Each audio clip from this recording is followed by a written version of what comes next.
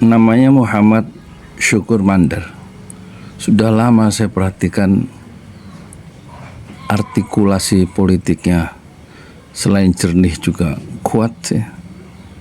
Dan pada titik ini dilihat dari segi keberanian dan tingkat independensinya, saya akan berkesimpulan bahwa dibanding Rocky Gerung berhadapan dengan Prabowo, maka Rocky Gerung sudah masa lalu.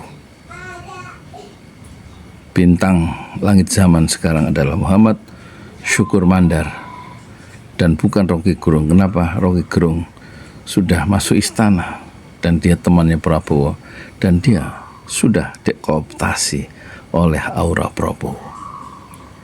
Sebagai teman diskusi, maka di hadapan Prabowo yang juga seorang intelektual yang rajin membaca, konon begitu, maka Rocky Gerung tidak berkutik. Sementara kerusakan bangsa ini diteruskan oleh Prabowo dalam perspektif Muhammad Syukur Mandar, dan tampaknya bisa jadi Syukur Mandar karena desakannya yang frontal dengan timeline yang jelas, yaitu 3 bulan supaya Prabowo itu mengefisienkan kabinet yang gemuk dari 108 mungkin tinggal 21 atau 20, maka Syukur Mandar boleh jadi adalah oposan yang sejati sekarang. Karena DPR secara formal itu tidak bisa lagi diharapkan untuk mengawasi jalannya pemerintahan. Kenapa? Karena DPR seolah-olah sudah menjadi bagian dari eksekutif. Padahal dia seharusnya mengawasi jalan pemerintahan yang digerakkan oleh Prabowo. Tapi kata Mandar, Muhammad Syukur Mandar, DPR itu harusnya sudah dimasukkan ke dalam tong sampah.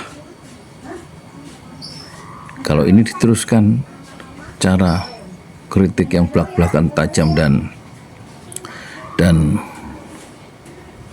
jernih pikiran-pikiran, serpihan pikiran Mandar itu memang tajam, tentu membuat rejim Prabowo akan mencari jalan bagaimana membuat Mandar memerlukan atau melakukan kekeliruan sehingga dia dijebloskan ke dalam satu ruangan, kemudian denting besi itu terdengar keras dan kemudian dikunci dari luar. Perhatikanlah cara Mandar atau Muhammad Syukur Mandar menggetarkan tembok-tembok kekuasaan yang ternyata bisa dikendalikan oleh presiden bayangan di luar istana, yaitu presiden bayangan dari Solo. Perhatikan ucapannya yang sangat merangsang secara intelektual. Assalamualaikum. DPR kita, MPR kita tidak lagi kita harapkan. Mereka adalah orang-orang yang harus dimasukkan dalam tong sampah itu. Sampaikan kepada Presiden bahwa bila dia tidak segera mengefisienkan kabinet, bila dia tidak segera merevolusi dan menghidupkan pasal 33, menghantam para oligarki, maka dia harus turun.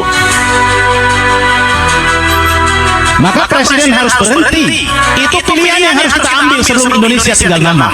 Presiden Prabowo harus membuktikan kepada kita bahwa pidatonya ketika dia menjadi calon presiden, bahwa 2030 Indonesia akan bubar, itu tidak akan terjadi ketika dia sungguh-sungguh menerapkan pasal 33 dan memimpin revolusi. Presiden Prabowo harus menyadari satu hal, 80-90% kabinet busuk ini adalah kicisan Solo. Presiden bayangan yang bekerja di luar istana mengendalikan presiden dalam istana. Kalau dia seorang jenderal, dia harus tunjukkan kepada kita bahwa dia bisa itu mengambil keputusan. Jangan sampai kita bersimpulan bahwa jenderal pun tidak jadi jaminan, seperti kopral, bahkan satpam itu lebih tegas dari seorang jenderal.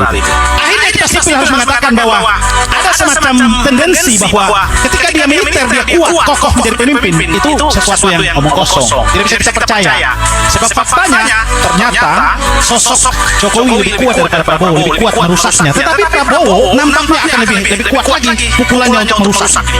Jadi kita ingin Pak Prabowo harus memukul Solo keluar dari istana dan kemudian dia tunjukkan ke kita dalam sisa waktu 3 bulan. 3 bulan untuk genapkan 2 tahun ini.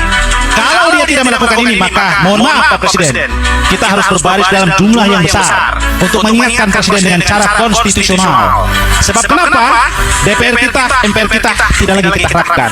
Mereka adalah orang-orang yang harus dimasukkan dalam tong sampah itu.